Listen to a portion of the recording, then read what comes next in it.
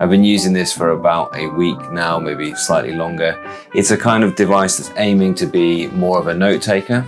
It's similar, there's no surprises that it's compared to the Remarkable 2, but it's also quite different for lots of reasons as well. Now, I'm finding the fingerprint, there we go, third time was a charm there. I'm finding the fingerprint reader reasonably unreliable, especially it seems when I do live streams, but it's not bad. I just tried it compared to this. This is the Pixel tablet, which gets it first time almost every single time. And I'll be doing a review on that in the near future as well. So, you know, it does have a little bit to be desired there. Some really good things as well about it. So it's a note-taking tablet. It really is focused on that, but then they add these AI features and it's got this dedicated button. It has a dedicated button for AI, so there's lots of reasons maybe why that could be useful. You sort of simply hold it down and you can ask this AI, which appears like this, has a limited record time, as you can see there, about 15 seconds, where it can do a quick AI prompt essentially. And it's not going to know what to make of that, most likely. Sounds like I'm describing a device or gadget. Yes, I am, absolutely. But you can, you know, do all the usual things. Let's see how we can carry on with the same things. Do you have a specific device in mind? Okay, so let's ask it. Tell us some thoughts, some pros and cons of using AI on the Viwoods AI paper. Now, I have found that that does have a use, and I'm thinking to myself, is there a place for standalone AI devices like the little Rabbit R1, for instance, like the Claude Note, which I've been looking at recently. And I'm also going to get the Claude pendant in as well. Is there a place for standalone AI devices, or are we just going to be expecting to have AI just on a device like this?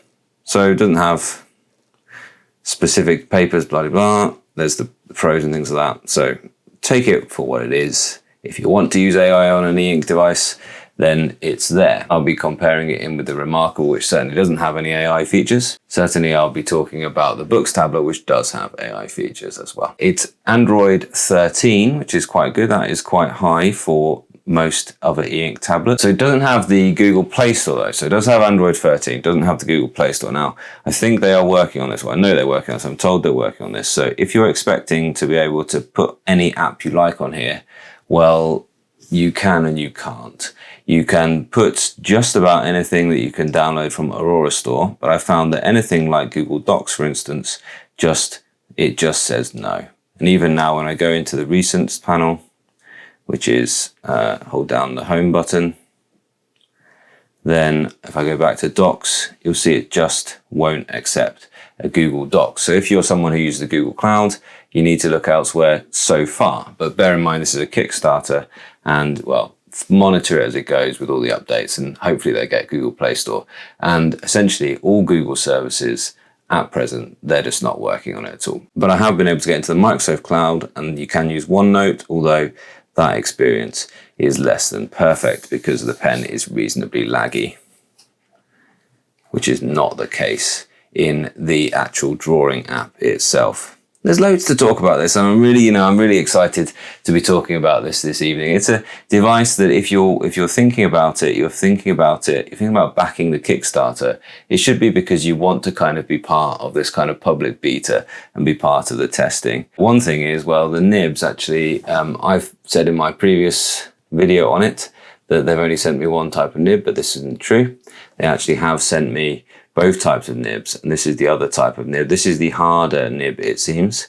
And I was thinking to myself, well, where on earth are the nibs they've sent me? They sent me a little photo to show me where they are. They are secretly not in the back of the pen like they used to be in the old Remarkable, but here they are. You ready for this? The big reveal? They're actually in the little spine of the case. So they're actually in this little compartment just in here.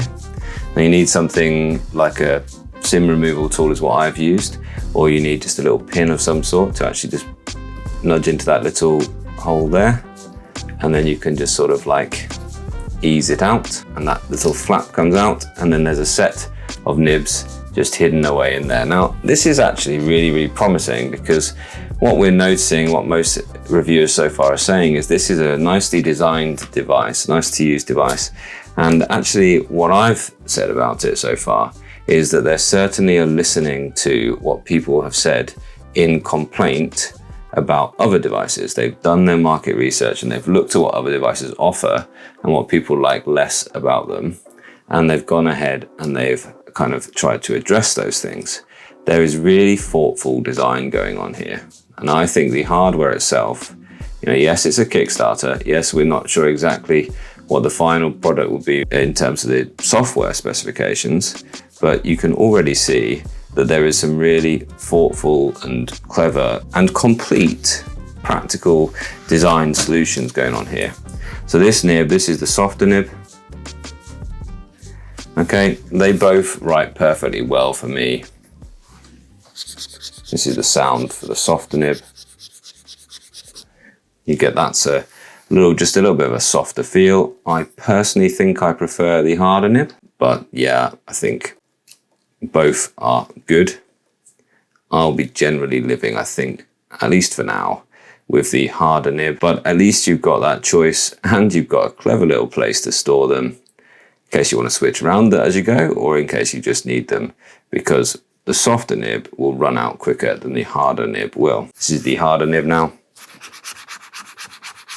It's just a little bit scratchier, but honestly, there's not much in it. It's still great pen technology because it's still the Wacom EMR pen. And then that just slots back in there, no worries at all. Now, another example, one of the things I really like about this is there's been lots of complaints, about devices not having strong enough magnets. And yeah, it's true. If you look at the magnet on this, it's not all that strong a magnet on the side there.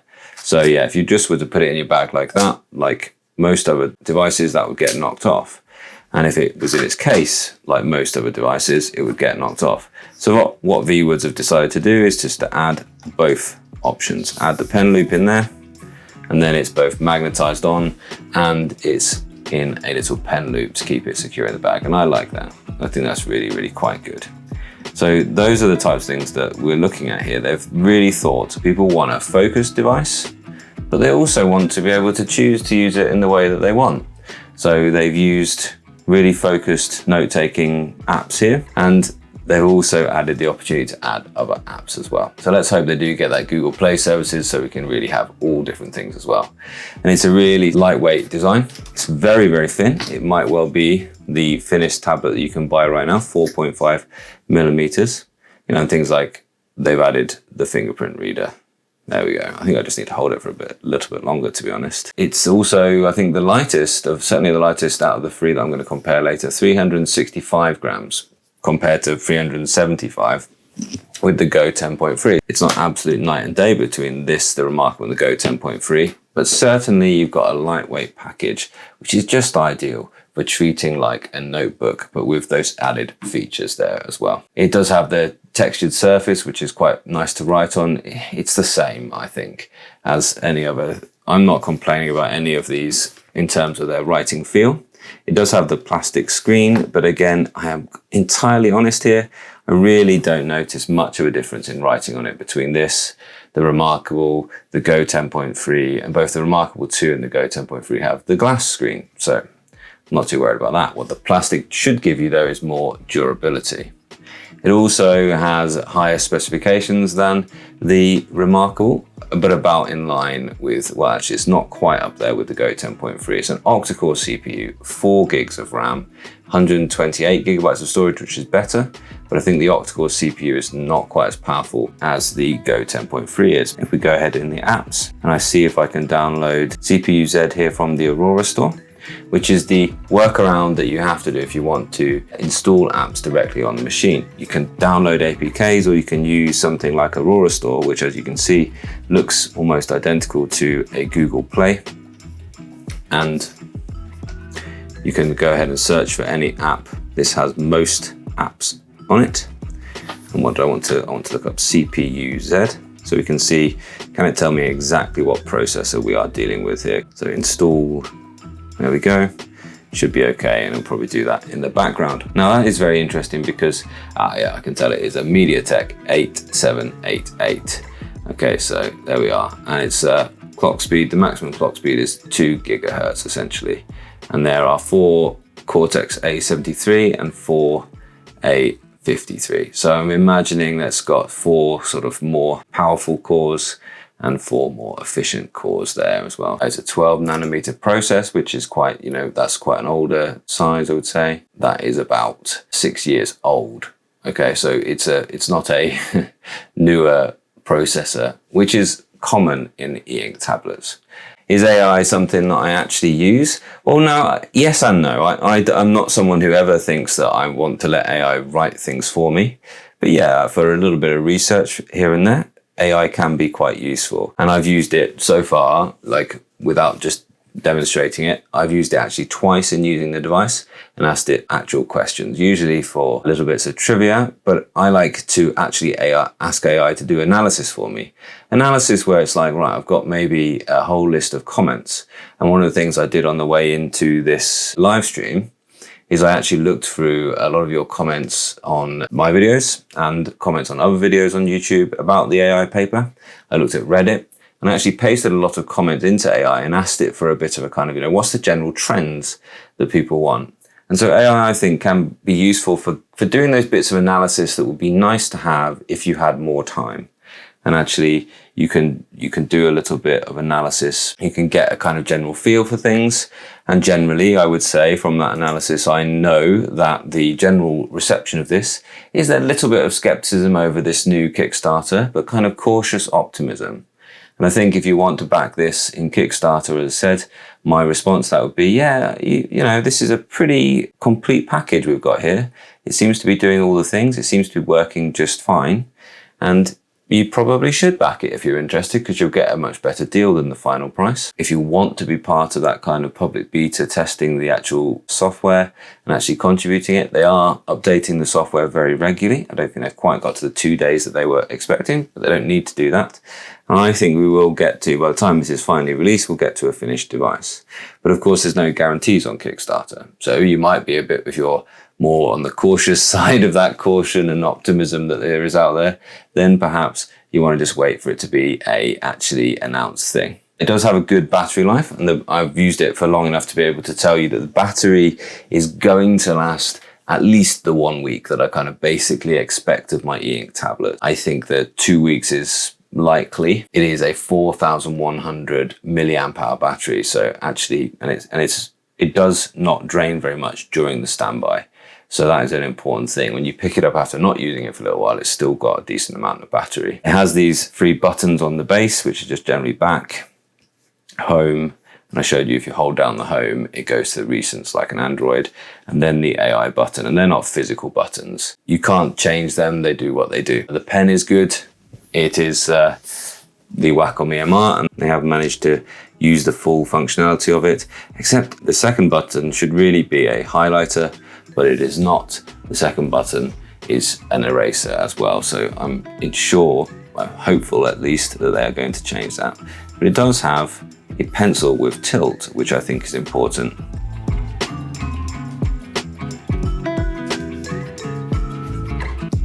So that you can get the different range of thicknesses, as well as the different range of tones with the pressure from the pencil. Now that's really important with drawing. So it will be a good tablet to draw on, and it does have layers. It hasn't gone any further than that, and it's gone up to 5 layers, which seems to be the kind of, all the different e-ink tablets seem to agree that 5 layers is the number that we want. We don't want any more, but 5 layers is the maximum you can do on that as well. So it's going to be good for sketching. I haven't spent much time drawing on it, but I will. It's a nicely designed software, as you can see. It's the home screen is split into these 6 different parts. You've got paper, which is your notes. You've got daily. You've got meeting. I'll talk about meeting again in a second. You've got learning, which is your reading. And you've got picking, which is like your screenshots and things like that. And you've got apps. Now, personally, I think one of these could go, and I would have something different on the other one, maybe like mail or something like that. And it would be nice to see this be customizable. You can have email on it. You can download and install any email app that you might want to use here. I think Gmail will probably work, but other kind of Google services, Google Cloud stuff probably won't. But I'm not that worried about using email on this tablet either. The meeting records, I wish that they would actually have done a bit more with this. And I wish that it had a way of recording sound as well as writing on the screen at the same time and actually transcribing that. I think that's what I would really expect for my meeting records, really, to be able to actually produce live minutes like the Big Me does. But yes, you can ask it to sort of summarize that. You can ask it to do all these AI functions there as well. We've talked a bit about the AI functions there as well. And I think there has been some concerns about AI integration because, of course, that's cloud-based. It isn't a 45 trillion operations per second device. It's not going to be like a Snapdragon X Elite laptop where it's going to be able to do much AI processing on the device.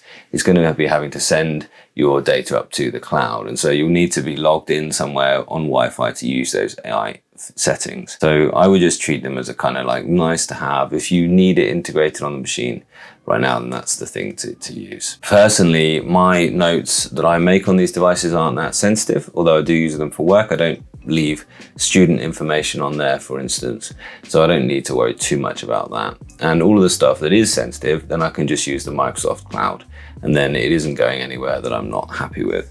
So I'm not so worried about the AI integration there as well. I'm also a subscriber and a paid user of ChatGPT, and so I already am subscribed to the idea that they are managing some of my data, so I'm not too worried about it using the ChatGPT as well. I think that it is something to be excited about. I think it's a really well executed design. It's really good. For some of you, you might be excited by the AI kind of features, but I personally think we've kind of got to the point, yeah, it was really exciting when you realize what AI could do when it first kind of broke through. But now that every single bit of software, every single device that people produce has to have kind of AI integration, we've kind of got to the point where, okay, we've realized it can do some things for us, but it's not as exciting as it's not the game changer yet that it kind of promises to be. And you know what? I can always tell when something's been written by AI. It's really easy to tell now, and it's never inspiring. It's just functional. So if you need to produce some functional text, then do. You know, I could, let's ask it, see what it comes up with if I just do this. Is it going to analyze the whole booklet or just this one page? Let's have a little look. Analyze content, it says it's just this sheet that it's analyzed. It's not the whole kind of booklet. It might get there in a little while. We will see. I do like how easy it is to use. And actually, I talk a lot about balanced devices here. And yeah, this is a well-balanced device, well-balanced between focus and note-taking.